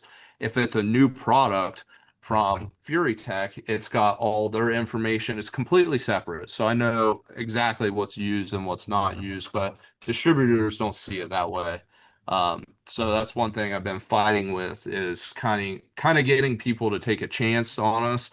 Thankfully, A-Main, I wouldn't have been able to do any of this without A-Main. A-Main has been um, a huge company to take a chance on us, because Traxxas has turned me down, Vanquish has turned me down, Horizon has turned us down. Some of the biggest distributors in this industry turned us down because of our name and what we do. And so it's just one of these things where, I'm trying to get other things, but it kind of sucks when your name is the deciding factor. You know what I mean? Well, I can't Are change. you considering a name change? No, no, No. absolutely not. Cool. No. I'm not bowing down to their requests, you know. If they don't want to take a chance, that's on them. But it at the end of the day, it's like I never thought that my name would be a deciding factor if I could grow or not. You know what I mean? So it's like a stab a little bit. So, but I am thankful that A-Main has taken the chance and we have a good relationship with them. Um, so it's just one of those things. It makes it difficult to get all this other stuff, but you know, we're working on it and I'm calling people. Yeah. I'm a call guy. I'll call you and I will figure it out one way or another. I've had them beat around the bush. They try to figure out other reasons why they won't sell to us. And I'm like, that's not, tell me the actual reason. And I've come to the conclusion it's the name and just the way that we operate. So they don't like the parting out stuff. And I've even had, they go as far as, where do you draw the line? I said, I draw the line. If I bought it from you, I don't part it out. If I bought it from uh, Joe Danauer, then I part it out. It came from Joe. It's secondhand. You know what I mean? I'm not out to part out new vehicles or anything like that. So, um, but yeah. Well, all you can do is keep plugging away and see how things go. Hopefully it comes around. That way you can get into some of the other side of things. Yeah, because I would love to get Horizon and Traxxas on board because there's nothing there, especially Traxxas. There's the only thing within you either got to go to the next state or an hour north in Columbus to get anything Traxxas. There's literally nothing Traxxas, no Traxxas dealers. That one's gonna be a tough one. Yeah, Traxxas is very, very difficult, man. they told me they said we do they basically said we do not like the name. That so Yeah. I don't They unfortunately I have don't zero filter, so they'll tell you what's up. yeah, so Yeah. I don't think the Traxxas one will be really all that possible. Vanquish I'm working on because I'd like to have a alternate inventory source because um obviously we know Vanquish and Horizon are no longer Yeah. dealing. So what I've noticed is a lot How of about HRP? I do have an HRP account, There you but go. Okay. I don't really I only get like Hobby Wing from them and Mhm. Savox and a couple other things. Okay. Um, but as far as like the Horizon and Vanquish thing, what I've noticed is I think a lot of hobby shops, once Horizon stopped getting Vanquish, a lot of hobby shops have jumped ship to A-Main. So now it's really hard for me to order what I need because it's going out of stock so quickly. Inventory. Yeah. Inventory is really hard to get because so then I was like, okay, well, let me go direct to Vanquish. Let me get a direct account with Yeah. Vanquish so that But we their can biggest fear, the things that they do not like, is parting out new vehicles. parting out That new is vehicles. huge. And they do not like to see they do not like to see their parts next to used parts. Mm-hmm. So that's a big issue. And like I said, another issue is not being in a retail district. And I try to explain to him, I've said, how am I supposed to do all these events in a retail district? How am I supposed to have an RC track? How am I supposed to have outdoor rock crawling? How am I supposed to have these events? I can't do that in a retail district. You cannot set that Yeah. type of stuff up in a retail district. You have to be out in rural area, you know what I mean? So You having 2 acres honestly has so much potential to it, yeah. in terms of what you can do. So Yeah. it opens the gates up for you to have all kinds of different aspects of the hobby to be there. Yeah. So Yeah, I got a couple customers asking about rally or yeah, 10 scale rallies. rally stuff. Yes, rally is very, So very popular right now. that's something that we want to add. I've been getting into the scale buildings lately, so like all the scale like barn buildings and log cabins and I think it would be really cool to set up a trail with just all scale, just lined with a ton of scale buildings that you can take Mm-hmm. photos at and stuff like that as well. So Well, gentlemen, it is already 10 o'clock. So it is. Um, this was definitely fun, Colton, It talking was. and I learning about everything. That's for I sure. appreciate I appreciate you guys having me. I really do. So I could Well, talk what we'll about this all do, night. Yeah, man. What we'll do is we'll go ahead and wrap up the show. We'll all say our goodbyes, and um, after the show's done and over with, stay here. Don't end it. We'll go into the little after show thing. We'll talk some more. Okay. So, um, guess you want to go ahead and start us off, Dennis. Sure. Set the old guy up. Yeah. Thanks everybody for joining in and hanging out with us. Sorry it's been a couple weeks since we've been on, but things happen. Colton, good to have you on. Hey, appreciate it, man. Robert, good seeing you again. Nathan, don't be a stranger. Who's Joe, that? Absolutely. I already seen you yesterday. But no, thanks for hanging out. Make sure you guys go check out the website, get some tickets for the raffle. Make sure you put the BC 103 in the notes so we can get your tickets on the list. And if you see a veteran, thank them. Because if it wasn't for them, we couldn't do what we're doing today. And we'll see you guys next week for the drawing. Joe. Glad to see everybody here on another Monday. We've missed some things, but it just kind of a reminder of check on your buddies. Yeah, they may need you, and follow the Facebook. Get in your raffle, help us support. We'd love to keep everything going for everybody. So glad everybody's here watching with us. Colton, see you. Good to see you, how you're doing, and Appreciate it. hear some of your stories, and hopefully some events sometimes maybe this summer we'll meet up again. So other than that, we'll see everybody next Monday. Colton. Yes, sir. Oh, you're asking You're me. up. Oh, sorry. You're up. You're up, buddy. I thought we were logged off. Hey, No. I appreciate you guys having me. I hope to see some of you guys maybe someday. I probably will see Dennis and Joe around, I hope our local events kind of get a little extend past local. Hopefully we can work with other businesses, and support the community. And I'm here for a long time, man. This is what I want to do the rest of my life. So thanks for having me. And like I said, hopefully I can see some of you guys this summer and uh, get to talking again. And even if it's not at one of our events, if it's just around, and that goes to anyone, my favorite thing at the events is talking to the people. So I don't even really like running at the events that much. I enjoy just, talking to all the people that, help make all this stuff happen. So that's what I'm looking forward to, and I appreciate you guys having me tonight for sure. Thanks, Colton. I guess I'll go, and then we'll let Robert go last because I don't want to follow him.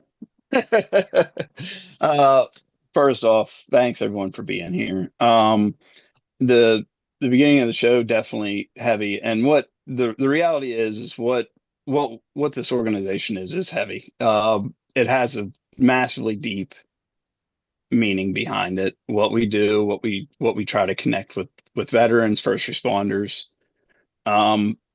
Matthew, all our veterans, all the ones that have passed, all have a story. It's deep, it's real. The connections that are made are real. And if we can get a single amount of positive life experience for them, that's what we work at doing. It's building a connection, giving a hobby, and allowing them to experience what this community is. Without all of you watching, without what this is, we could not do that. So from the bottom of our hearts, we sincerely thank you for everything. It means so much to every single veteran that we reach and touch. And as a little note, in terms of our communication from Operation 11 Charlie's side of things, we are behind in emails. We are behind in things between everything that's going on. Flu season was not very easy on us. I'm going to straight up tell you all that. But we are behind in our communication with people. So please be patient. We will get to you. You mean everything. You are what this organization is built for. So I cannot stress enough, just anyone that supports, anyone that watches this show, anyone that gives a thumbs up on anything, it doesn't matter what it is. It sincerely means the world because you are helping drive what we do. The organization, 100% of what we take in goes into the program, goes out to these veterans, first responders, and makes things happen. So I cannot emphasize it enough. Thank you all. Robert? You want me to go after that one? Okay. But yes, with You just everything raised that the bar. Nate has said, it's definitely been a rough 2025. It's hasn't been an easy 2026. A lot of us have gotten sick. A lot of us are just um, you know, have thoughts in our minds and some challenges that we all need to go through. And with people like us here on this board and other people that are part of Operation 11 Charlie, we're trying to help as many people as we possibly can. First responders, veterans. We're trying to reach out as much as we can with the time that we have. Yes, we are backlogged and just so much is going on. We're doing the best. Um, but again, we're gonna catch up on some things. We're gonna go out to events. We're gonna meet new people. We're gonna stay consistent with our veteran meetings every single week, and that's what we can control right now. But other things, that we can't control. But just keep in mind, just reach out to someone. If you know somebody that's having some challenges, some troubles, just say hi, just so they know that somebody is there in their corner. A hand on the shoulder does so much. It really does. It changes the tone of everything. That person needs a hug, give it to them. There's nothing wrong with that. Just love your friend, love your family. But now for Colton now. Uh, Dude, I've known you for a few years now, and we've done business together. We've chatted. We've hung out. You're doing great things. I mean, all your accomplishments, Yep. your ideas for your future, the things that you want to contribute, and I'm proud of you. I mean, again, I've met you when you're on the come up and to where you are now with this full shop. I follow your full story, your JDM, buying that Skyline. Like when you bought that, I was like, dude, that's awesome. This guy's going places, you know? And when you just picked up the GX 470, I'm like, now I'm getting jealous. I'm like, dude, like I'm doing something wrong. Um, but again, man, I'm really proud of what you've done in the last like 4 to 5 years that I've known you. It's just keep it going, man, and keep your head on. Yeah, your lovely wife, fiance.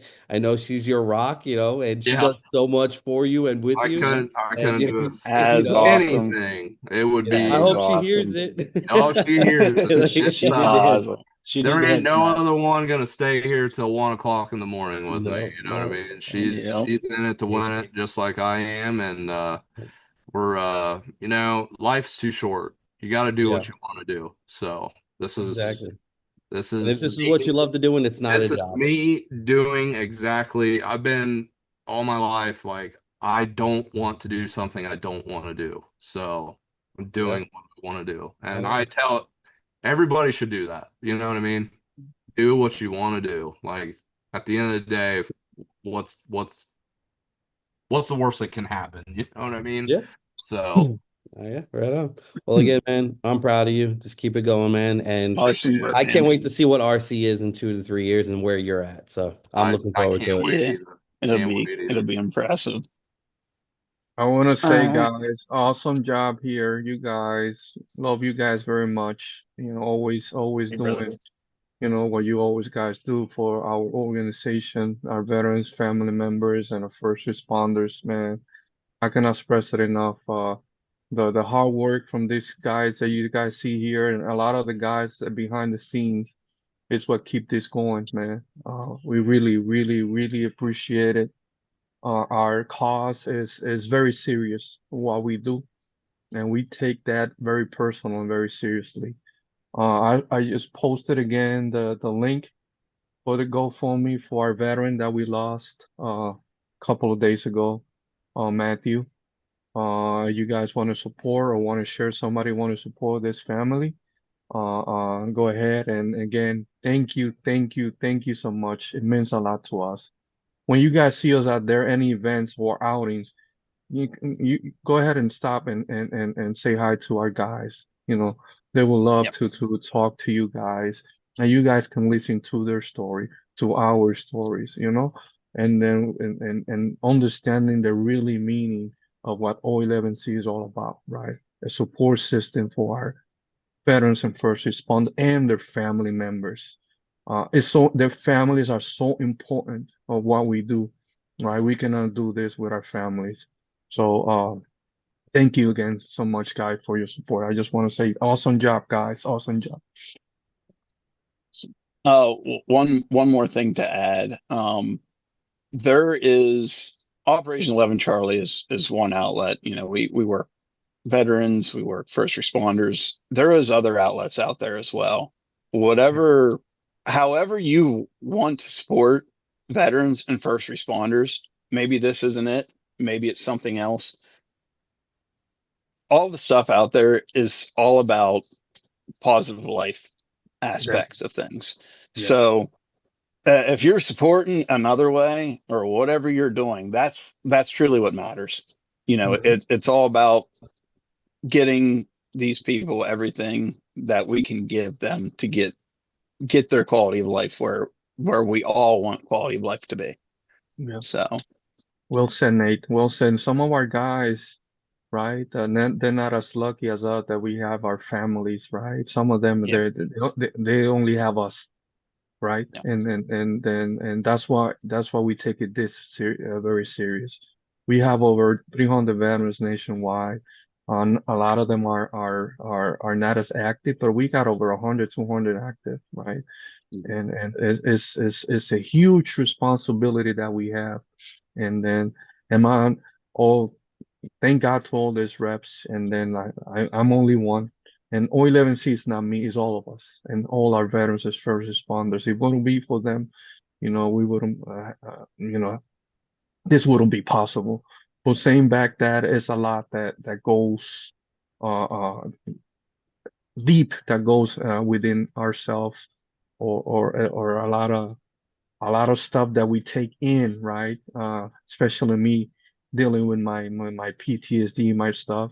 But we all, it's heavy. It works heavy on us, right? It's not easy. That's why we got to go out there and decompress, because it's a lot of stuff that happens, and we love doing this. Like Colton mentioned, that he doing what he loves. This is what we love here, and this we have a mission. We have a mission. This is our mission, to take care of our guys, right? So again, thank you so much. I know next Monday, Nate, is this multiple Monday. Yes, next Monday is Motor Pool Monday. And then yeah. So yep, Motor Pool Monday next Monday. Also, and next Monday we'll be doing the drawing around 9:45 with our Dirt Ninja.